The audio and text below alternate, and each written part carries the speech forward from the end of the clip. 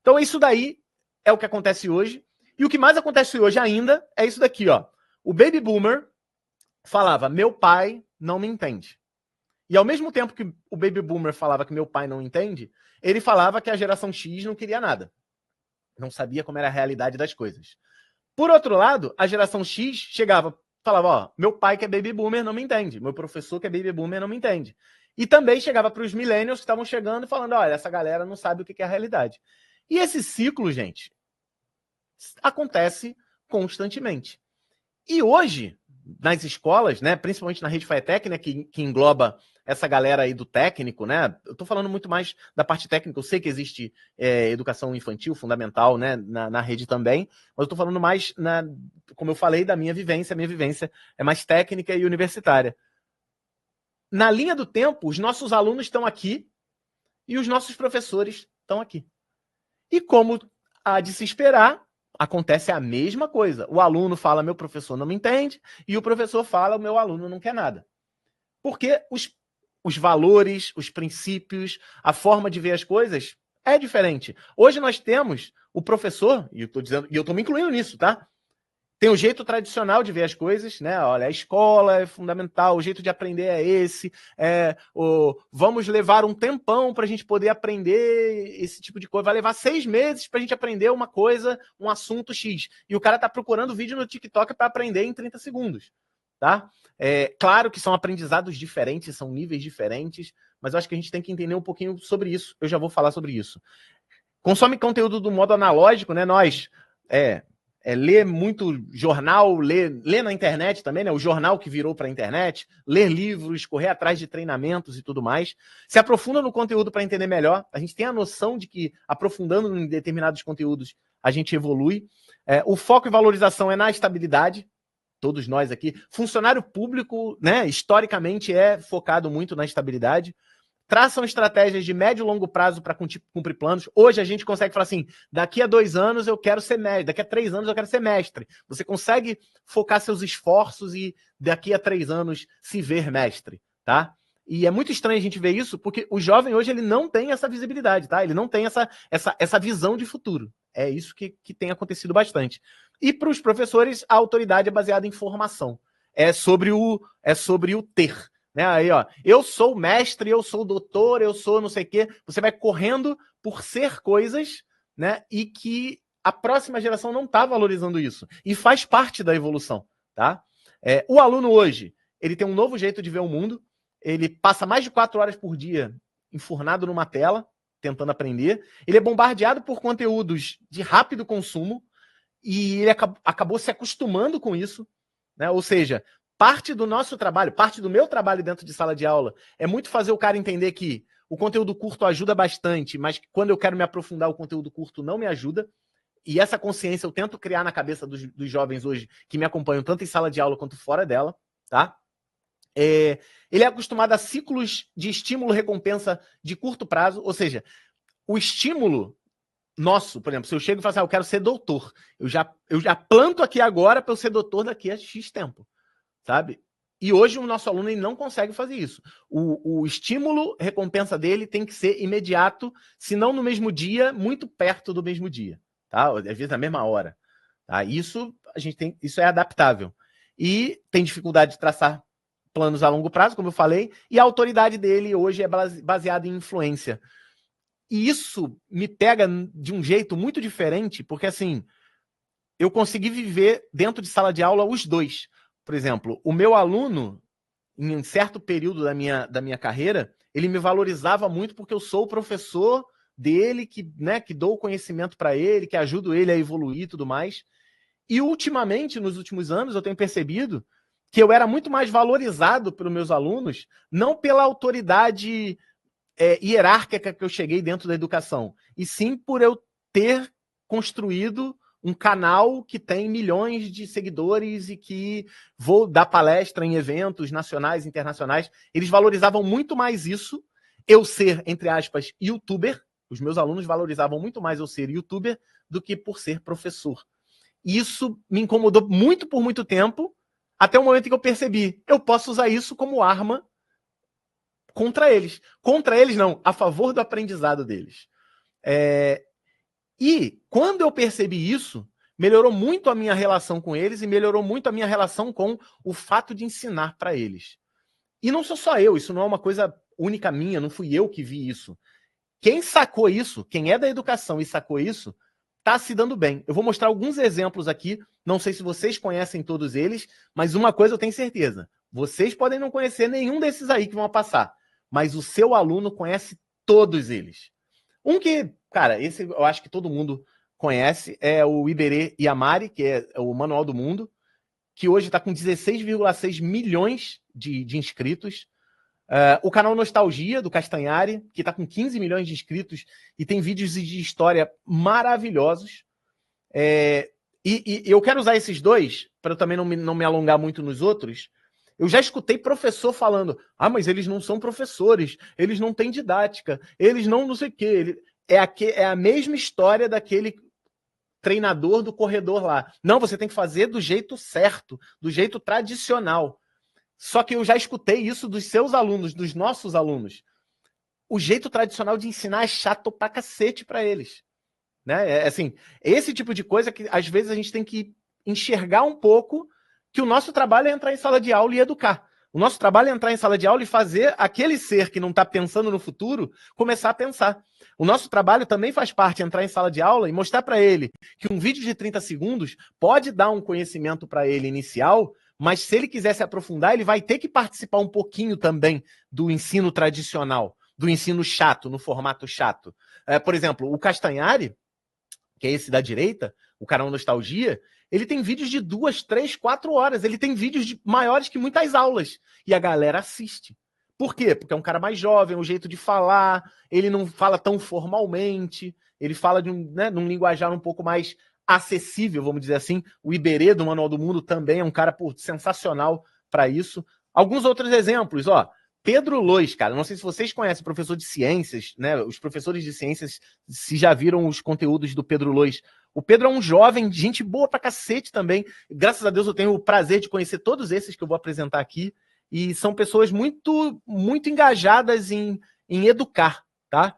E o pior, quando a gente engaja em educar no YouTube, a gente paga um preço, tá? Que é ganhar um pouco menos de dinheiro, porque o entretenimento paga muito mais dinheiro. Se eu vou fazer um entretenimento, eu ganho muito mais. Se eu vou dar aula, eu ganho menos. Mas a galera que eu tô mostrando aqui tá engajada em realmente ensinar. Então, Pedro Lois, do Ciência Todo Dia. Cara, seus alunos com certeza adoram o Pedro Lois. Toda vez que eu vou a evento em que eu encontro o Pedro, ou eu apareço nos stories do Pedro, ou o Pedro aparece nos meus stories, meus alunos vão à loucura. A mesma coisa acontece com o Noslen, que é um professor de português, é o maior professor de português do YouTube, ele está com 5,3 milhões hoje. Outros casos aí também, a Gislene, ela é uma professora do Sul, e em menos de 2 anos ela conseguiu chegar a 5 milhões de inscritos. Ela ensina matemática de um jeito mais leve, vamos dizer assim. Ela ensina matemática, ela consegue, na minha visão, tanto que ela participa de um grupo que eu comecei a participar esse ano, que é o Criadores de Impacto do YouTube. Ela consegue ensinar matemática de um jeito levando para o entretenimento. Eu não sou o público de consumo dela, tá? Então, assim, às vezes consumir o conteúdo dela me incomoda um pouquinho, mas eu consigo visualizar que a Giz tem algo que surgiu aí e que está fazendo as pessoas gostarem de matemática. Na direita está o Hansen, do Descomplica, um dos fundadores do canal Descomplica, dispensa apresentações, hoje está com 4,7 milhões de inscritos. Hansen, gente boa pra caramba também, todos eles são gente boa. A Deda, né, a Débora Aladim, que é uma professora de história, com materiais maravilhosos, inclusive lançou há pouco tempo atrás um vídeo sobre história do Brasil em inglês. É muito louco, ficou muito legal o conteúdo dela. E ela também é muito respeitada pelos alunos. O Jubilu, que é um louco da biologia, né, doidaraço, mas também fala do jeito que o aluno quer ouvir, está com 3,7 milhões.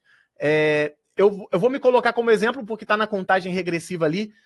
Hoje eu tenho, segundo o próprio YouTube, o maior canal de tecnologia da plataforma, com 2,5 milhões de inscritos. E vou usar a Karina Fragoso também como exemplo, a professora de inglês, com 2,1 milhões, também a maior professora de inglês da plataforma. E aí você fala, ah, mas essa galera aí não sabe dar aula. E eu sou incluído nisso, tá? Eu sou muito incluído nisso. A galera, ah, mas o Guanabara não dá aula direito. Ele dá aula para quem tá começando, ele dá aula de um jeito... Eu já fui dar uma palestra num lugar onde os alunos já chegaram e falaram assim, ó, o meu coordenador te odeia. E aí eu falei assim, pô, mas por que ele me odeia, né? Até brinquei, falei, pô, finalmente é uma pessoa sensata nesse mundo. E aí o professor chegou para mim e falou assim, ah, eu até gosto do seu material, mas você fala de um jeito muito popularesco sobre as coisas. Eu falei, mas professor, falar de um jeito popularesco, isso desmerece de alguma maneira? Não, você tem que falar de uma forma formal, de uma forma acadêmica. Eu falei, professor, com todo o respeito que eu tenho ao senhor, se eu falar de forma acadêmica, eu vou ter na minha sala de aula virtual a mesma quantidade de alunos insatisfeitos que eu tenho na minha sala presencial. Então, assim, a educação está mudando, a forma de educar está mudando por conta desses influenciadores, por conta desses professores que saíram de sala de aula. E eu não vou me usar de exemplo, não, mas pessoas que estão nesse grupo, que eu sei, elas conseguem faturar mais de 200 mil reais por mês dando aula no YouTube. 200 mil reais por mês. Eles são uma empresa, eles têm equipe, eles têm tudo. Mas é mais... Não sou eu, tá? Se eu fosse... Nossa, seria muito feliz conseguir tudo isso. Mas hoje eu consigo, com esse canal que está aparecendo aí na tela, muito mais do que a minha matrícula na Fitec. Isso virou negócio, tá? Inclusive, se alguém... Pra galera daqui, né, que vai estar no Renovation Week, na sexta-feira eu vou dar uma palestra sobre como eu transformei minha sala de aula em um negócio, né? Como que surgiu isso tudo. E aí você vai falar assim, pô, mas aí toda essa galera que você mostrou tem dinheiro para comprar câmera, tem dinheiro para pagar equipe. Nenhum de nós tínhamos dinheiro no início, tá? Fomos tendo dinheiro por conta do crescimento do projeto. Mas não sei se vocês conhecem esse menino, Domingo dos Santos Neto. Esse menino, cara, eu conheci ele pessoalmente também, e ele é um exemplo absurdo de como simplificar as coisas. Ele simplifica ciências, matemática, física. E, mais uma vez, os seus alunos adoram ele, eu tenho certeza. Dá uma olhada no conteúdo dessa galera e tenta ilustrar suas aulas com esse conceito. Ah, mas o Domingos já ensinou coisa errada, não estava totalmente certo. Beleza, mostra o vídeo do Domingos para o seu aluno, que ele já conhece, e fala assim, ó, isso aqui que ele falou não estava 100% certo, a verdade é essa aqui. Usa aquilo que teu aluno gosta para ilustrar as coisas. E aí, com certeza, né? Talvez muita gente que está assistindo agora está pensando assim, ah, mas no meu tempo não era assim. Esse não é o jeito certo de fazer. O seu pai falava isso para você, o seu avô falava isso para o seu pai, o seu bisavô falava isso para o seu avô. Eu vou até usar um exemplo do meu pai, que é o seguinte, meu pai, até hoje, ele não usa o Waze. Ele sai de casa e ele fala assim, eu sei chegar no local. Acabou. Por quê? A gente foi criado numa época, aí a galera vai entregar a idade aí, ó. Quem conheceu isso daí? Guia Rex. Depois virou Guia 4 Rodas, né? Ainda tá estado da Guanabara ali. Isso daí era uma das poucas coisas que tinha num porta-luva de um carro, ou embaixo do banco de um carro. Porque quando você se perdia, você tinha que abrir e olhar no mapa onde você tá. Tentar achar no mapa onde você tá. E pro meu pai, até hoje, esse é o jeito certo. Só pra vocês terem ideia, quando meu pai quer ir num lugar onde ele não sabe onde ir, ele fala assim, mas eu vou usar a tecnologia. Ele, em casa, abre o Google Maps no computador, olha no mapa onde é, meu pai imprime o mapa e ele sai de casa. Ou seja, meu pai imprime o Guia Rex até hoje. E ele pode usar o Waze, ele pode usar ferramentas de mapa online e conseguir descobrir até ruas engarrafadas. Quando eu vou fazer uma viagem, eu fiz uma viagem em família, meu pai foi com o carro dele, eu fui com o meu carro. E meu pai se recusou a instalar o Waze no celular. Não, mas isso aí vai botar a gente na favela, isso aí vai botar a gente errado. Eu falei, gente, você conhece o Rio.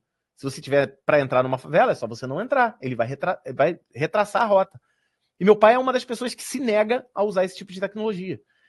Ele não consegue, por exemplo, estar num lugar e falar assim, vou procurar um estacionamento agora, vou abastecer meu carro. Você consegue tudo isso com o Waze hoje, mas ele se recusa.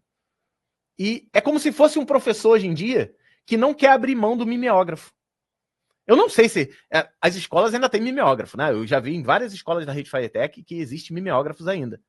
Mas é sério mesmo que você acha mimeógrafo muito mais prático do que máquina de xerox? Você tem certeza que é muito mais fácil você, no lugar de até imprimir na máquina de xerox, nas impressoras e tudo mais, é muito mais fácil você compartilhar o documento com o seu aluno.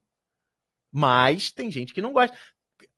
Eu conheço professores que ainda dão aula com transparência, com retroprojetor. Tem aquela transparência amarelada de anos e anos dando a mesma aula, e ele vai lá, pega o retroprojetor da faculdade, é um professor universitário. A escola só tem, a universidade só tem um retroprojetor porque tem aquele professor que ainda dá aula com transparência. Tá? Isso é caso real, isso não é invenção da minha cabeça, não. E a tecnologia tá aí para isso, cara. Não sei se vocês já viram esse projetorzinho. Esse projetorzinho ele custa 250, 300 reais no máximo. Ele conecta com o seu celular via Bluetooth e você consegue jogar suas apresentações no quadro. É só você apagar as luzes, porque ele é meio fraquinho, né? Apaga as luzes da sala, conectou seu celular, você consegue ter slides, você consegue projetar documentos do seu celular. Ou seja, você tira o celular do bolso, tira isso daí da mochila, esse projetorzinho pequenininho, você consegue projetar numa sala que não tenha projetor, né? A rede Phytech está muito bem equipada para isso. Estou usando Marechal como exemplo. A grande maioria das salas de Marechal já tinham projetores. Mas você consegue, mesmo não tendo, você consegue levar. Então, assim, a mente do nosso aluno, ela mudou muito. A forma de apresentar hoje, apresentar o conteúdo, mudou. E se você ainda não mudou, se a gente não mudar dentro de sala de aula, a nossa cabeça, entender que o aluno ele tem a mente diferente, ele aprende de forma diferente, se a gente não adequar a nossa técnica de ensino para essa galera, a gente vai perder eles. A gente já está perdendo muitos deles. Muitos deles não querem ir para a sala de aula porque eles não são tratados, né? Não é bem tratados. Eles não são tratados com empatia. As pessoas não entendem que a cabeça dele funciona um pouco diferente. E eu vou muito nisso em sala de aula, que é meio que a negociação. Olha só, irmão, tu vai ter que aprender essa parada comigo. Só que tem uma parte que eu consigo tornar divertido para você, mas também tem uma parte que vai ficar um pouquinho chato. Essa negociação acontece comigo constantemente. Você vai ter, em algum momento, eu vou ter que te mostrar uma parte chata. Mas olha só que legal esse exercício aqui que eu criei para você. E aí eu vou mostrar ferramentas que eu uso no dia a dia